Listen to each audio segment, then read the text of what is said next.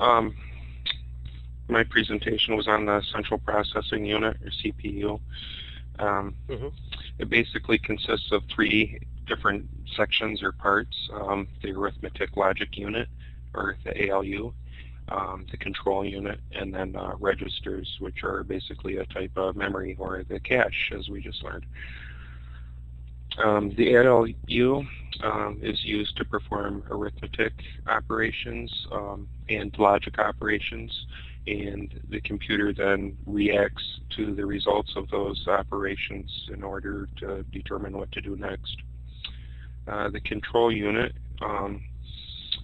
uses enable signals to activate or deactivate various parts of the CPU. Also part of the clock signals. I guess the clock signals in combination, right? They're generally ANDed with other enable signals to control the CPU. And then the registers are storage area for data and instruction.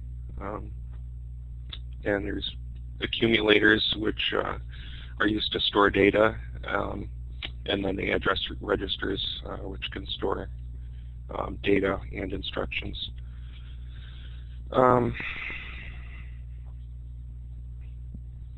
The execution for one individual instruction generally requires multiple phases of the clock. So there's a fetch sequence and the execution sequence. And again, there can be multiple phases of the clock for each of those sequences. The fetch sequence is actually fetching the instructions from memory, and then once the instructions are received or found or whatever, they're executed, which is the second part. So again, I'll just go through the multi-sim and kind of show it. In the top, we have a reset that basically resets all of the registers throughout the CPU. And then this is like a push button I put in place to represent the clock so that we can do one single phase at a time. So I have LEDs across the top showing each phase. This CPU, there's 2 phases for the fetch sequence and then 2 phases for the execution sequence. There's also a program counter that keeps track of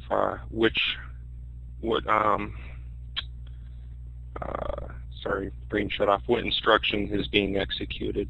For this particular CPU, I just created a ROM. Well, I guess I'm getting ahead of myself. I'll open up the program counter. This is just like the counters that we've seen earlier in the class.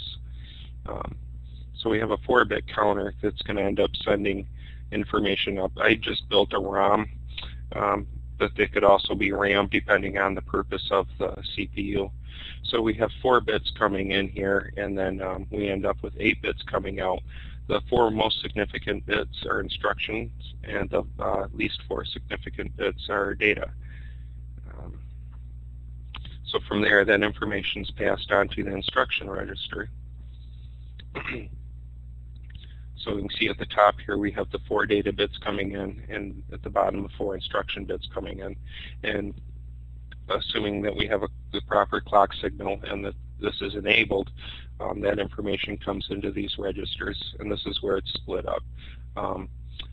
There's no enabling required to send the instruction information on to the next step, but there is an enable up here to move the data information onto the bus. And I guess we didn't really use buses in multi-sim. This dark red line is a bus, and it allows basically for information to travel both directions on the wire, depending on what's enabled and disabled. And it has, like you can see, there's 4 lines running in, so we have 4 bits being transferred in parallel. But again, there's generally enable signals that are required to put information on or take information off from the bus. And the micro instruction controller, this is where our 4 bits from the instruction register, the instruction bits go up to here, and this is kind of the heart of the CPU. This is where it's telling it what to do. We have the bits coming in on the left, along with, depending on which phase it's in, and that information is ANDed. This is almost like another ROM. Various enable signals then across the top here are activated depending on what the processor needs to do. We have two accumulators, A and B. They're pretty much identical. They're storing information. The only difference between A and B is A has these enables to send information onto the bus. Or no, that wasn't it. I don't know. We'll look at B too so I can remember. Yeah, just basically a make of registers though with an enable to send that information out. And yeah, it was that there's no enable on the B accumulators, so that information is automatically just immediately sent to the ALU.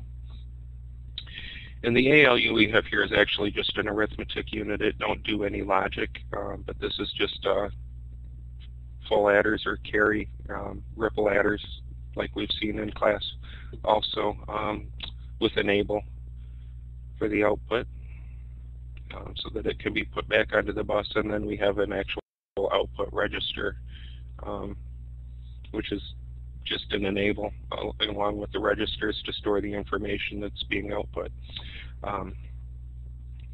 So basically what I programmed into this ROM was just three simple commands. I put the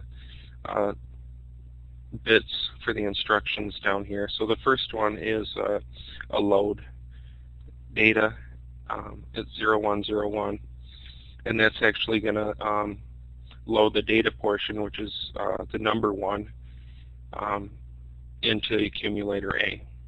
And then the second instruction is add, and it will take the number 2 and put it into accumulator A, and then because there's no enable here, that immediately goes into the arithmetic unit, comes up with the answer 3, and then stores it back into accumulator A. And then the output command,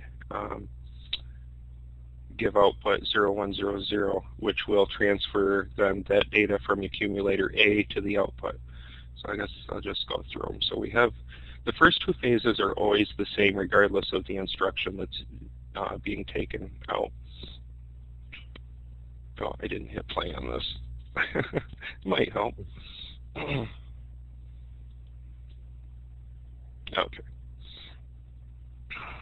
Now it's running, yeah. Yeah.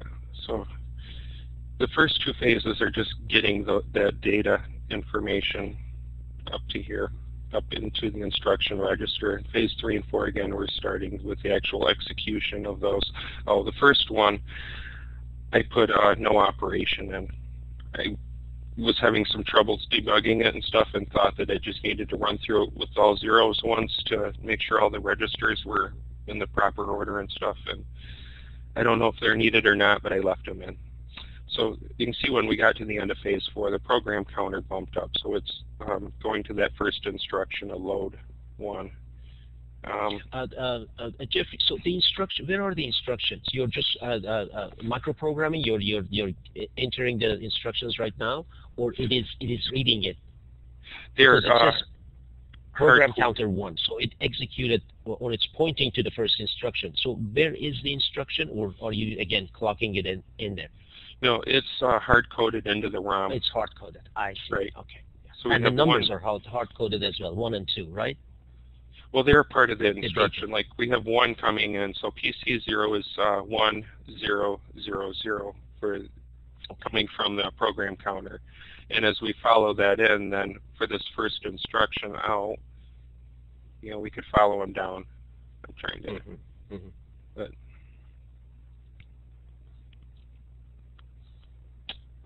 so yeah, phase 1 and phase 2 are getting that instruction into here. And for some reason, I can't take credit for the design of this. Most of it was God, this is a very big design. a teeny, it's a major design. Sicard. Oh, that was going to be my first question. This is the guy that actually designed this. Now, I probably wouldn't need this class if this was all my work. I had to, like the ROM I did all on my own. The arithmetic unit I did differently. They used multiplexers in the example that they did. So there's some little things that I had to tweak here and there because it wasn't made for multi-sim, but yeah. So this is on YouTube, the name here, the presentation? It was actually a PDF that I was going to, I'll upload it to the document sharing after class tonight. Please do that, yeah, this is good.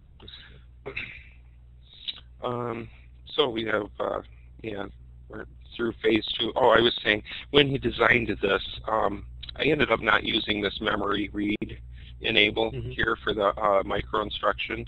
Phase 2, I believe that was supposed to go back to the actual memory unit. He didn't really show how to do it because they kind of implied you're using RAM here and that was codable. Yes. So phase 2 really don't do a whole lot, but for whatever reason it enables this enable signal here to allow the data to be put onto the bus. It's a little easy or early, I think. I was going to play with it and change that to phase 3, but I never got around to it. But anyway, after we do phase 3, okay, I remember we're on load. So from the internal bus here, we can see that the value of 1 is already on the bus. So at the end of phase 3, it's going to then load that information onto into accumulator 1. And then the program counter used to increment on phase 2 also because it's the end of the fetch cycle. It didn't really matter, but I moved it to the end of phase 4 so that it, I don't know, I just like the appearance better that increment the counter at the end of all of the phases just seemed to make more sense. So program 2, now we have add, which is 0001. And again, these first 2 phases are just the same. It loads the 2 onto the internal bus, and then the 2 gets transferred to accumulator B. See, that was the end of phase 3. Now we're going into, it's already added it, and it's back on the bus. So at the end of phase 4, that information gets moved back into accumulator A. And we're back at phase 1 with the third line now, which is the output. So again, the first 2 phases are just fetching. So now for the third phase, that information is put on the bus, and at the end of the phase 3, it moves from the bus down here to the output, and there's nothing to do on phase 4 for the output command. That's pretty much it. I mean, it's pretty interesting. You can go through and watch each individual thing, and I don't know, I picked this because I always wondered how a CPU could operate just on zeros and ones. And I guess now I know, it makes a lot more sense. Yeah, absolutely. Add, subtract, and in fact, depending on number of bits you have, basically, so here you have 4 bits for instructions. So 2 to the 4, you can create 16 instructions. You decided to create how many? 2, 4, 6 instructions. But depending on those number of bits, again, in this case, 4 of them, because there are 16 different possibilities, you can create 16 different instructions and then, macro code it in and so forth. This is outstanding. This is very nice. I'm looking at it from the instructional point of view and thinking if you just get one piece at a time, one element at a time and just implement it, run it, and show what's the input, what's the output, and piece by piece put it together, I think that would be very, very instructional, very, very useful for teaching purposes. So